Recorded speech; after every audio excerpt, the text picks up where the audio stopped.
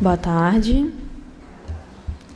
muita paz para todos nós, que nós possamos, nessa tarde de estudos, nesse ambiente aqui, que é preparado para cada um de nós, buscando a reflexão, buscando acerenar os corações, que nós possamos conseguir adquirir o melhor do ambiente, para que possamos sair com mais paz, com mais sensação de força para dar conta das nossas dificuldades lá fora.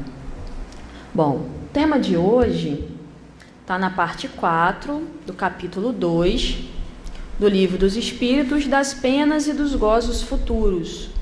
Pergunta 983. Ele traz para a gente as penas temporais. Então a gente vai entender um pouquinho, descortinar um pouquinho as leis, para que nós possamos entender o que são essas penas temporais, como ali no próprio texto, que não é castigo divino, e por ser temporal, já tira aquela ideia daquelas penas eternas, que seria uma negação da bondade do Pai. Seria uma negação da bondade de Deus, nós errarmos e sofrermos eternamente por aquele erro. Então essas penas são passageiras. O sofrimento é necessário até enquanto o coração aprende as lições. De acordo com que ele vai aprendendo as lições, aquela fonte de sofrimento vai diminuindo. Porque o objetivo da dor, na maioria de nós, é o despertamento, é o despertar, é o sair daquela posição de conforto. Muitos de nós, quando está tudo bem materialmente na nossa vida, se esquece um pouco de Deus. A gente se esquece da oração, nos esquecemos de fazer o bem, nos esquecemos de várias coisas. Mas aí quando a dor se aproxima, a primeira coisa que a gente lembra é orar. E a gente ora aquela prece fervorosa, a gente começa a buscar novamente, a gente começa a se modificar. Então, ainda no nosso estágio evolutivo, a dor é benéfica, porque nos faz sair da inércia, nos faz sair ainda daquela condição de preguiça, nos faz correr atrás. Então, na 983, Kardec pergunta assim para os espíritos: não experimenta sofrimentos materiais o espírito que expia suas faltas em nova existência? Será então exato dizer-se que depois da morte só há para a alma sofrimentos morais? É bem verdade que, quando a alma está reencarnada, as tribulações da vida são-lhe um sofrimento, mas só o corpo sofre materialmente. Falando de alguém que morreu, costumais dizer que deixou de sofrer. Nem sempre isto exprime a realidade. Como espírito, está isento de dores físicas, porém, tais sejam as faltas que tenham cometido, pode estar sujeito a dores morais mais agudas e pode vir a ser ainda mais desgraçado em uma nova existência. Vou parar um pouquinho nessa metade da resposta. Então ele vem dizer para a gente que no espírito, no desencarnado, que a alma é o espírito encarnado, quando falar com espírito desencarnado. Então o espírito, ele sofre somente as dores morais, porque não tem mais o corpo físico. Nós, enquanto alma, sofremos as dores de alguma doença, de algum corte, de alguma lesão. A gente sente aquelas dores no corpo, mas como espírito deixamos esse corpo aqui. Mas ele diz que as dores morais são muito piores do que as dores materiais. Muitos aguentam dores materiais atrozes, dores físicas severas, mas sucumbem às dores morais. Quando vêm as dores morais, não consegue dar conta, A perda, às vezes, de um ente querido, ou a perda material dos seus bens, ou qualquer outra situação, uma decepção, uma frustração. Muitos de nós não conseguíamos dar conta dessas dores morais. E para o espírito só ficam essas dores. Aí quando a gente vê uma pessoa que está passando por uma doença, e quando ela desencarna, a gente diz o quê? Fulano descansou, né? Descansou das dores materiais. Das dores materiais ele descansou realmente. Mas se ele talvez não suportou bem as suas provações morais, ele não estará descansando no plano espiritual. Ele estará ainda passando por dificuldades, passando por dores morais, colhendo aqueles frutos dos quais plantou aqui no seu período terreno. Então, quando a gente diz assim, descansou, né? Temos que mudar um pouco a nossa visão. Temos que o quê? Fulano desencarnou, vamos orar para aquela pessoa. Vamos incluir mais nas nossas orações diárias, porque ele descansou da matéria. A gente pensa assim, já parou de sofrer. Nem todos. Aqui no Céu e Inferno, eu vou pegar alguns exemplos do livro Céu e Inferno, né? É um livro muito bom sobre esses assuntos de penas temporais, porque lá vem o relato de espíritos, né, contando a sua trajetória terrena e o que eles estão passando no plano espiritual. Aí tem lá espíritos felizes. Por que eles estão felizes no plano espiritual? O que eles fizeram na Terra para ser felizes? Espíritos sofredores, o que eles fizeram? Né? Espírito dos criminosos, arrependidos, dos suicidas. Qual a realidade deles no além-túmulo? Então, é ótimo para nós vermos o quê? Nos situarmos. Minha vida está basicamente de acordo com esse espírito aqui. Então, o que me espera é bem semelhante. E tem um espírito, nos espíritos sofredores, chamado Novel. Ele tinha 24 anos quando ele desencarnou, e ele ficou muito espantado, né, e horrorizado com a situação. Ele via lá os espíritos bons, aspirava aquela felicidade, mas estava cercado por sombras, porque não tinha feito uma boa encarnação, não tinha cumprido bem as suas provas. E ele fala num parágrafozinho que nos diz o que nos dá uma pouca localização do que é um sofrimento moral no plano espiritual. Ele fala assim para a gente, um mortal pode pressentir as torturas materiais pelos arrepios da carne, porém, suas frágeis dores, amenizadas pela esperança, diminuídas pelas distrações, mortas pelo esquecimento, não poderão jamais fazer com que compreenda as angústias de uma alma que sofre sem interrupções, sem esperança, sem se arrepender. Então, o sofrimento fora da carne, ele é contínuo. Porque, como ele diz aqui, não tem as distrações do dia a dia, né? Não tem as esperanças que a gente obtém no dia a dia, principalmente para ele, um espírito que ainda não estava arrependido. Então, o sofrimento é contínuo. Eles dizem que o ver aquelas pessoas a qual eles fizeram infelizes é um sofrimento muito grande. O remorso, a culpa, né? Claro, quando já se arrependem, quando já estão com o coração mais amolecidos para o arrependimento. Porque tem também aqueles endurecidos, que fizeram o mal, mas ainda não estão no momento de se arrepender. Ainda estão com o coração muito embrutecidos. Mas chegará a hora deles também. Porque a lei é do progresso, todos nós somos fadados a quê? A felicidade e a perfeição. Então chegará também o momento daqueles que nós hoje vemos, ouvimos nos noticiários, vemos, conhecemos, aquelas pessoas que fazem o mal por prazer, que fazem o mal, propagam o mal, gostam de fazer o mal. Essas pessoas um dia propagarão o bem. Terão que acertar muito com a lei. Como nós ainda hoje acertamos muito com a lei, né? Só cada um de nós sabe o que passa. E não passamos injustamente. Porque se achamos que é injusto, né?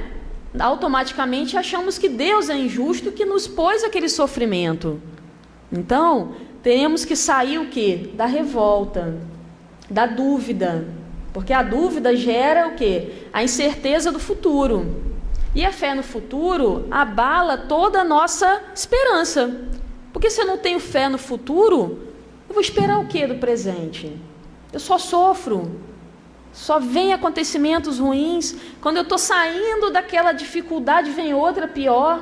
Eu não consigo entrever ali uma luz no fim do túnel. Se a gente não tem fé no futuro, a gente só coloca os nossos pensamentos no presente e aí não vemos necessidade de nos modificar, não vemos necessidade de refletir. Porque se a dor é para a nossa reflexão e nosso aprendizado, eu tenho que me perguntar por que estou sofrendo? Onde eu errei? Aí a gente entra em outro assunto, né? Nas causas anteriores das aflições e nas causas atuais das aflições. A maioria dos nossos sofrimentos são devidos às causas atuais das aflições. Aquelas em que sofremos a reação das nossas ações, ou dos nossos pensamentos, ou das nossas atitudes, ou das nossas palavras na própria vida. É fruto da nossa má conduta. Fruto ainda do nosso, né, de nós, espíritos ainda viciosos.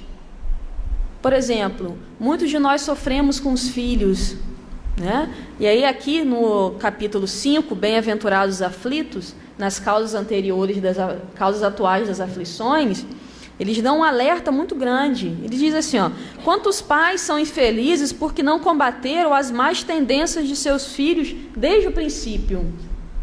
Por fraqueza ou indiferença, esses pais deixaram que neles se desenvolvessem os germes do orgulho e do egoísmo, e estão hoje colhendo esses frutos amargos. Então, a maioria, né, dos nossos sofrimentos, muitas das vezes são o quê? Por falta de observação. Ou então, se observamos, não agimos. E ele fala mais: quantas uniões infelizes porque foram resultado do interesse ou da vaidade, e nas quais o coração não teve nenhuma participação.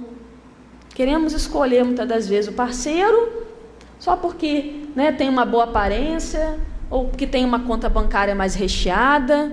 Esquecemos que a beleza um dia se vai. A doença pode chegar mais cedo, né? Pode acontecer qualquer outra situação em que aquela beleza, ela se esvai. E o que fica? É a convivência com a pessoa. É se você consegue ter uma boa conversa, é se você tem momentos felizes, alegres, se a pessoa é companheira. É isso que fica, né? Então, a conta bancária recheada, mas isso traz felicidade? Talvez momentaneamente sim. Ele consegue me proporcionar, ou ela consegue me proporcionar muitas coisas, viagens, bons carros, uma boa casa, mas na convivência, aquilo só te traz felicidade? Não traz. Senão a matéria iria suprir coisas que são do espírito, e matéria não supre necessidades do espírito. Então isso são causas atuais das aflições. Alguns casamentos são planejados anteriormente, sim, mas a maioria é aqui mesmo, por afinidade, pelo passado de 5 minutos atrás, passado de 10 anos atrás.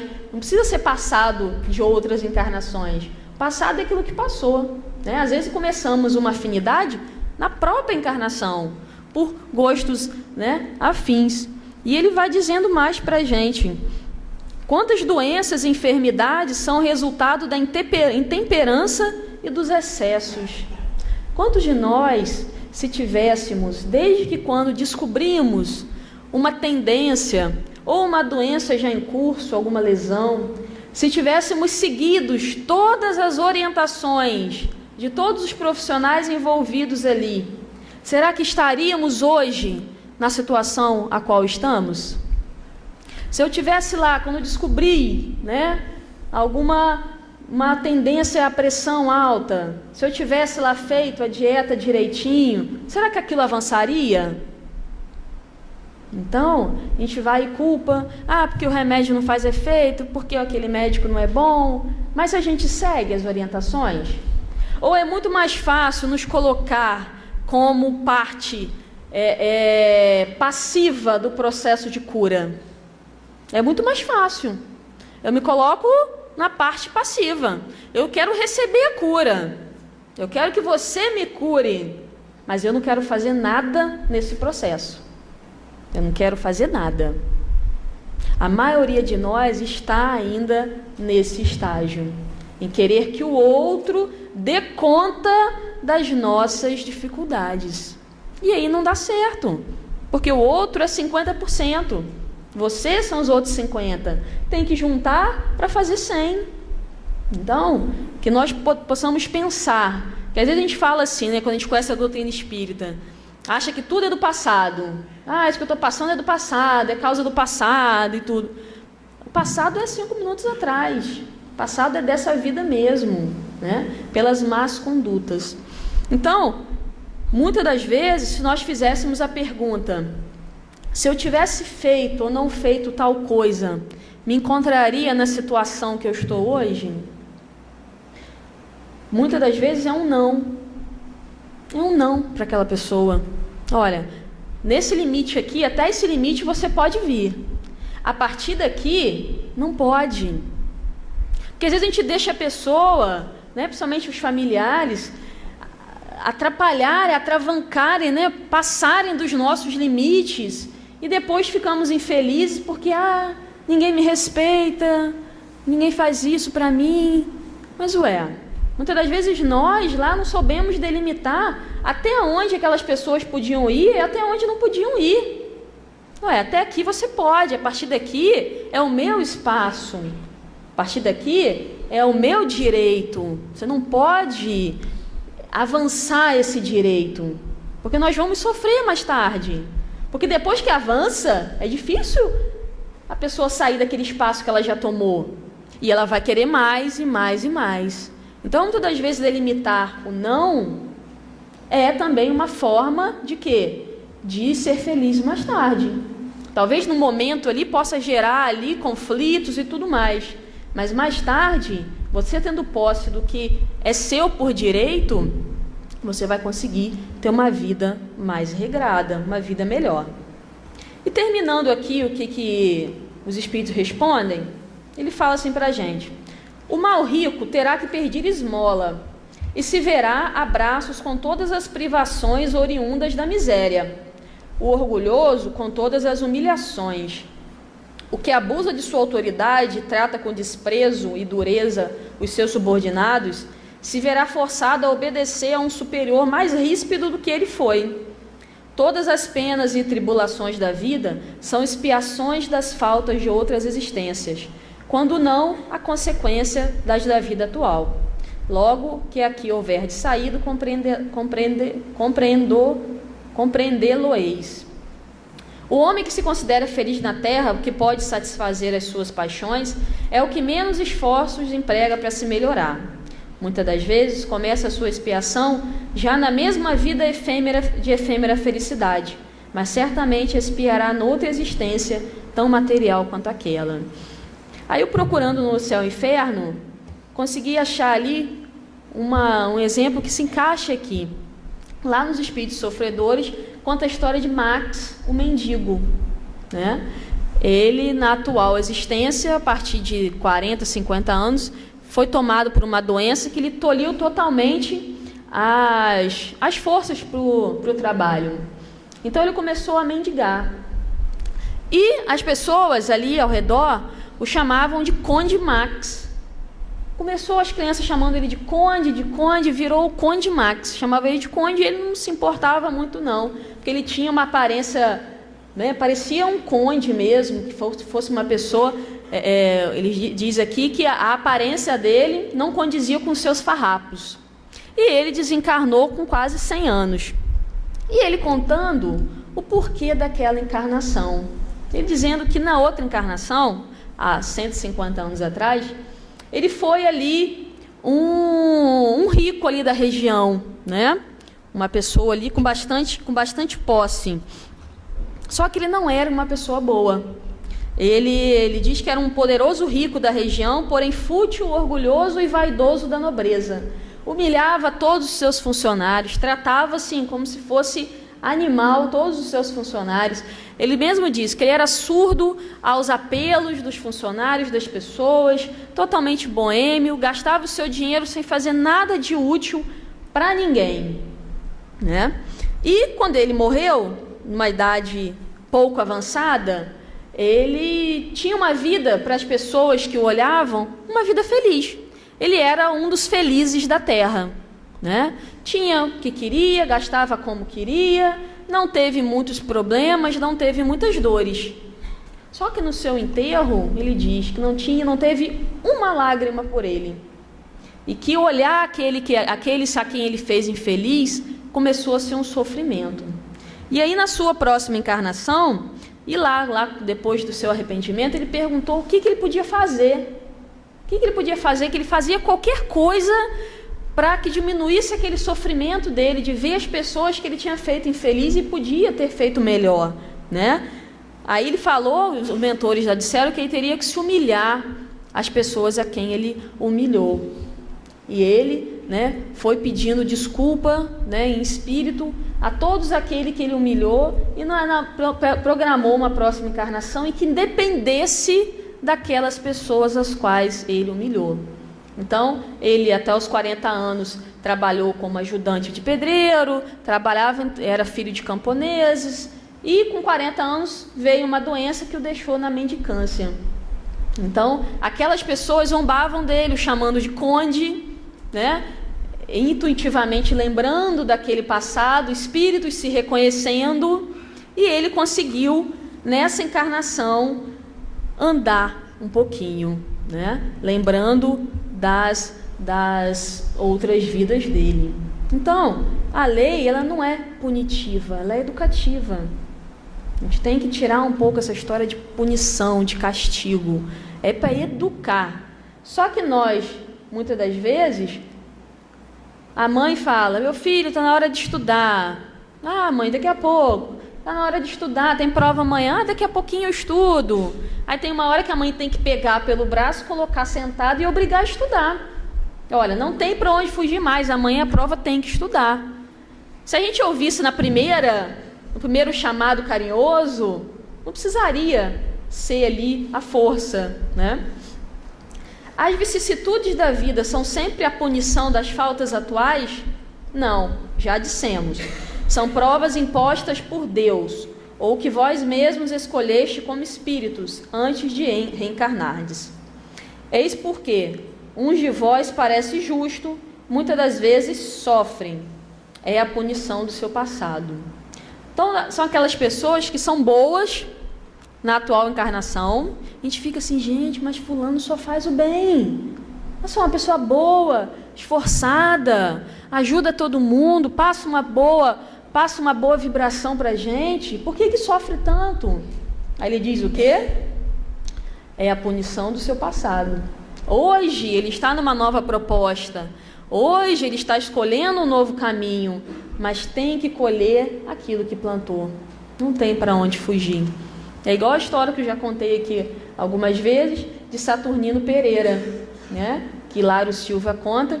Ele era um trabalhador espírita, uma pessoa ótima, servia a todos, uma pessoa assim, irretocável.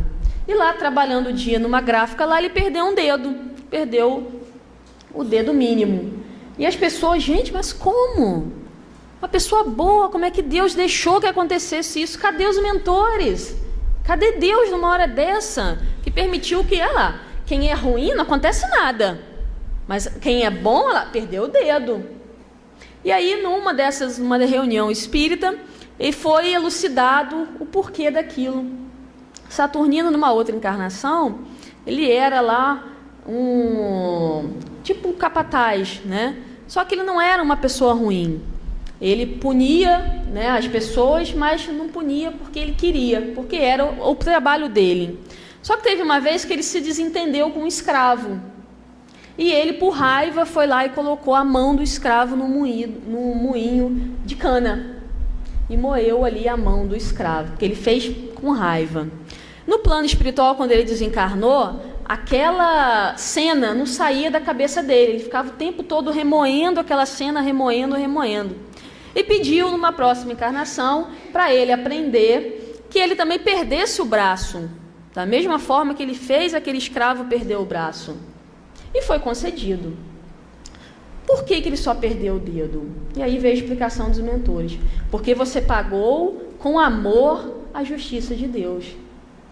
Já não nos foi dito que o amor cobra a multidão de pecados? Era para ele perder o braço, mas ele foi restituindo a lei com amor. Foi se doando, foi fazendo bem, e ele não precisou passar por aquela prova toda inicial. Teve a consequência? Sim, para ele lembrar, né? Mas não precisou passar por aquilo tudo. Então a lei é de amor. A lei é de amor. Só nos pede o quê? Que amemos. Então, se hoje nós estamos chateados ou ressentidos por termos feito alguma coisa de ruim, não adianta ficarmos naquela minha culpa, minha máxima culpa, eu nunca mais vou ser feliz, Deus vai me punir, vai me castigar, não adianta. Começa o quê? A cobrir os pecados com amor. Começa a fazer ao contrário daquele ato que você fez. Começa a se doar. Começa, a trabalhar no bem. Que aí você vai restituindo a lei. E aí a sua reação de um ato ruim vai ser muito, muito menor. Para a gente, tá com o tempo já avançado, constitui recompensa a reencarnação da alma em um mundo menos grosseiro é a consequência da sua depuração. Porquanto, à medida que vão se depurando, os espíritos passam a encarnar em mundos cada vez mais perfeitos. A Terra, na escala dos mundos, está no segundo, como se fosse o segundo degrau.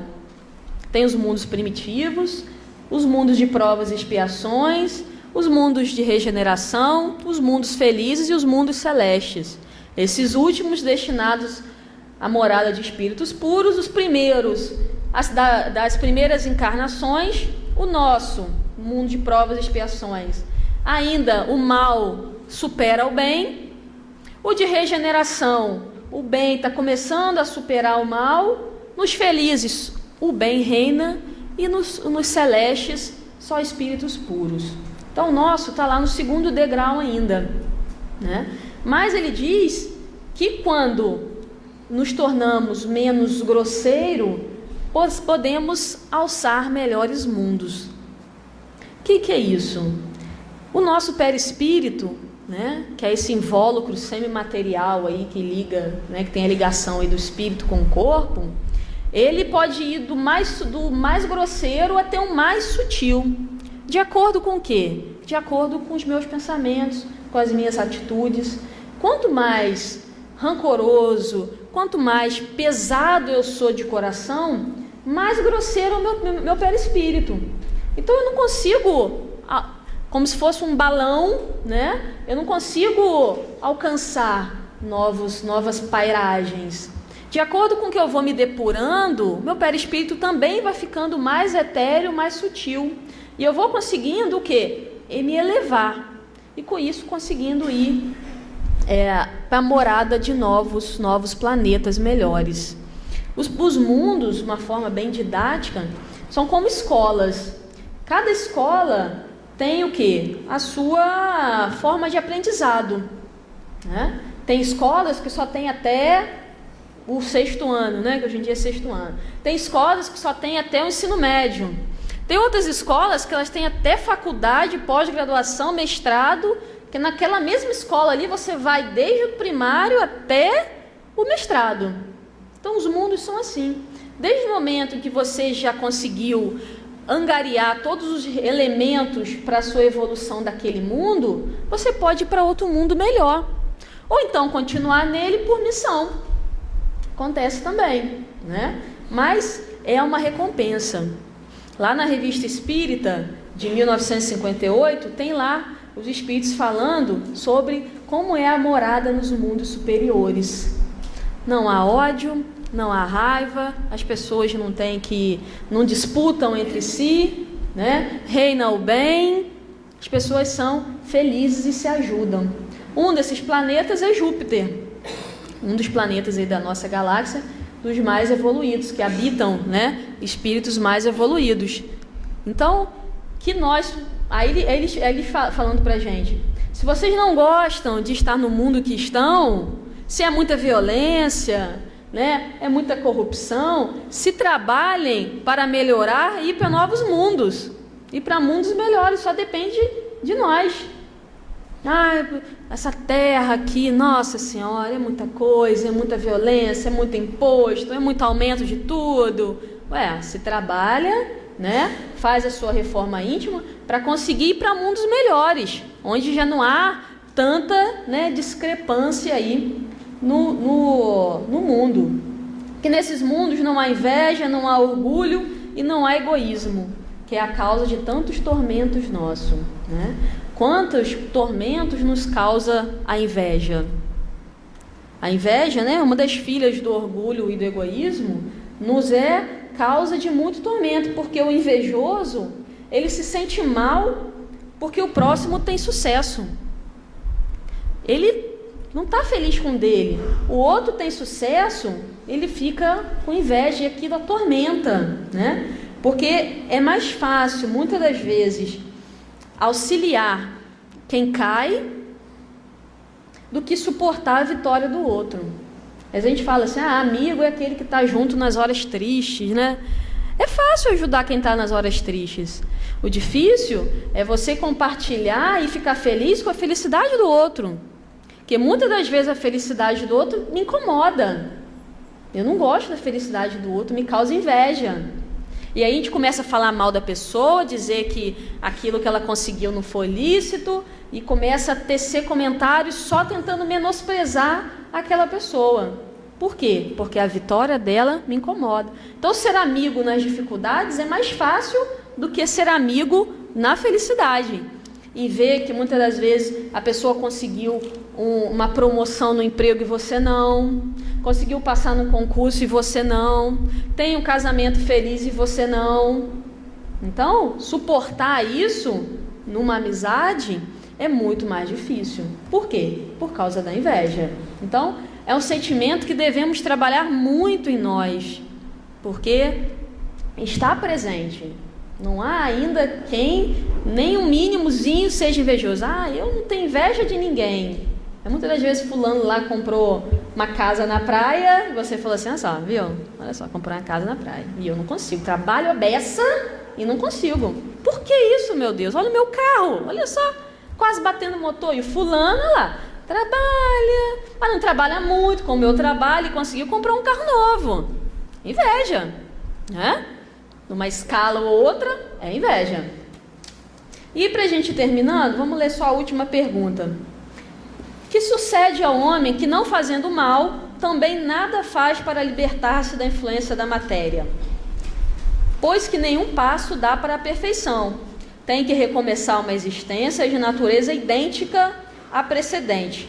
Fica estacionário, podemos assim prolongar os sofrimentos da expiação. Vai ter que repetir de série. Você passou uma vida toda em branco, também não fez o bem, mas também não fez o mal. Aí os espíritos vão lá e falam para a gente que sofremos por todo o bem que não fizemos, ou pelo mal decorrido do bem que não fizemos. Aí nos pega pelo pé, né? Eu não fiz o bem, mas não fazer o bem também é mal. Então, estacionou, ficou naquela encarnação que entrou. Claro que nunca sai igual, né? Porque as próprias experiências ruins dão aprendizado, mas evoluiu pouco. Vai ter que repetir, vai ter que passar novamente por aquela série. E a última, que é bem interessante. Pessoas há que, se bem não sejam positivamente mais, tornam infelizes pelos seus caracteres todos que os cercam. Que consequência lhes advirão disso? Inquestionavelmente, essas pessoas não são boas. Expiarão suas faltas, tendo sempre diante da vista aqueles a quem felicitaram, valendo-se isso por uma exprobração. Depois, noutra existência, sofrerão o que fizeram sofrer. Ou seja, são aquelas pessoas que não são mais, mas tornam todas as pessoas ao seu redor infelizes. Aí os espíritos, na nossa cabeça de novo, inquestionavelmente, essas pessoas não são boas. Por quê? Porque pessoas boas transmitem coisas boas. Pessoas boas espalham coisas boas. Pessoas boas espalham paz onde estão, semeiam coisas boas. Não semeiam tempestade, não semeiam tornados, não semeiam sementes ruins. Ah, mas ela não é má, mas faz uma confusão onde está. Boa também não é. Se fosse boa, não estava espalhando a discórdia. Se fosse boa, estava espalhando o quê? A compreensão, Se fosse boa, estava espalhando a oração. Então, a gente precisa estar atento ao que nós estamos espalhando. Será que não somos essas pessoas? Aonde nós chegamos tem confusão. Olha lá, chegou Bia. Olha lá, o tempo já vai fechar daqui a pouco. É aquela pessoa que já chega e já vai arrumar confusão. Muitas das vezes somos nós. E a gente diz que o complicado é o outro. O difícil é o outro. Porque tem que engolir tudo aquilo que eu falo. E olha que eu digo que, deixei de ser branca para ser franca e falo todas as verdades mesmo. A gente não fala isso? Eu sou muito verdadeira, mas sai espalhando espinho e tiro para onde a gente está. Que verdade é essa que machuca, que humilha? Isso não é verdade. Daí é uma pontinha o quê? De maldade. Então, devemos pensar que pessoas nós somos. Aquelas que espalham coisas boas onde chegamos ou aquela que espalha a discórdia? Então fica a reflexão aí para o nosso finzinho de domingo. Que assim seja.